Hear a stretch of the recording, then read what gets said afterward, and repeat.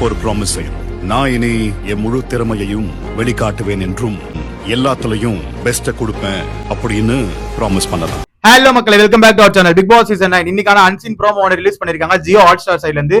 ஆனா பிக் பாஸ்க்கு இந்த மாதிரி நிலைமை வரும் நான் யோசிச்சு கூட பார்க்கல மக்களே. ஏன்னா ரொம்ப கவலைக்கிடமான நிலைமையில இருக்காரு போல பிக் பாஸ்.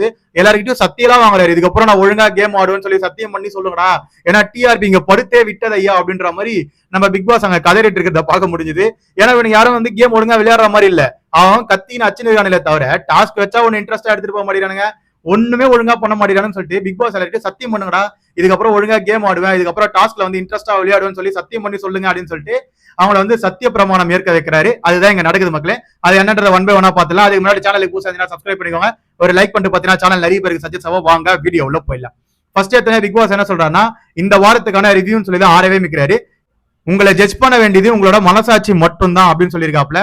அதுக்கப்புறம் இந்த ஷோல என்னோட ஃபுல் பொட்டன்சியலை காட்டி கேமை இன்னும் விளையாட ஆரம்பிக்கல அப்படின்னு நினைக்கிற நபர்கள் பிளாஸ்மாக்கு லெஃப்ட் சைட்ல இருக்க இடத்துல வந்து உட்காருங்க அப்படின்னு சொல்லியிருக்காரு.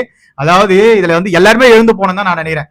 என்ன இந்த வீட்டுல நெகட்டிவ் கண்டென்ட் கொடுத்தாலும் விஜய் படம் ஏதோ ஒரு கண்டென்ட் கொடுத்தாங்க, திவாகர் ஏதோ ஒரு கண்டென்ட் கொடுத்துட்டு இருக்காருன்னு சொல்லலாம். ஆனா யார் யார் உட்காந்தாங்கன்னு தெரியல மக்களே. பட் ஆனா அந்த ப்ரோமோல வந்து நிறைய கட்டு வச்சிருக்காங்க. அதுல ஃபர்ஸ்ட்ல எழுந்து போறது யாருன்னு பாக்குறீங்கன்னா லெஃப்ட் சைட்ல போறது நம்ம கெமி, ரம்யா ஜோ, கனி, கானா வினோத், துஷார், விக்ரம், அரோரா, கமருதீன், அதுக்கப்புறம் சுபிக்ஷா.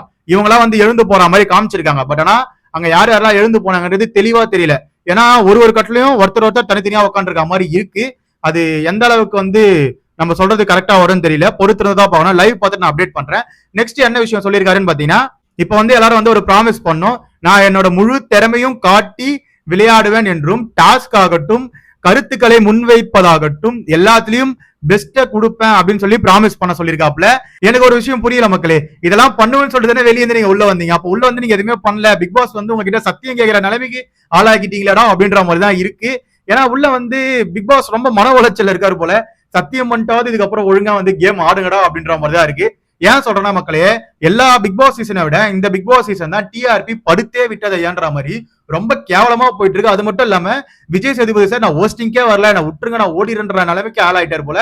அந்த லெவலுக்கு வந்து பேசிட்டு இருக்காங்க. இந்த ஷோவை வச்சு கிளியும் கிழிச்சிட்டு இருக்காங்க.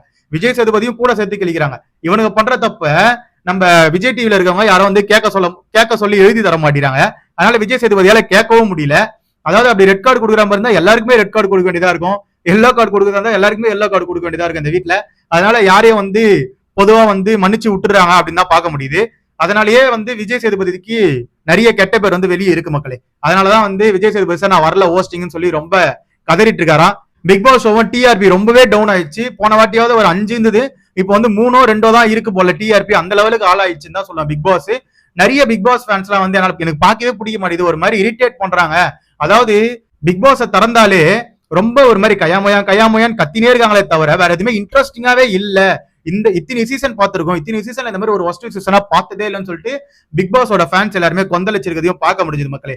அதுதான் வந்து பிக் பாஸ் இந்த ப்ராமிஸ் வாங்குறாருன்னு நினைக்கிறேன். இதுதான் வந்து இந்த அன்சீன் ப்ரோமோல காமிக்கிறாங்க. அடுத்தது வந்து ப்ரோமோ 3 வந்து எனக்கு தெரிஞ்சு ரோஸ்ட் இருக்கும்னு நினைக்கிறேன். பொறுத்திருந்து பார்ப்போம். அது வரைக்கும் நம்ம சேனலை சப்ஸ்கிரைப் பண்ணி கூட பெல் ஐகானை தட்டி விடுங்க. அப்பதான் நம்ம போற வீடியோலாம் உடனே வந்து சேரும். Love you, bye, take care.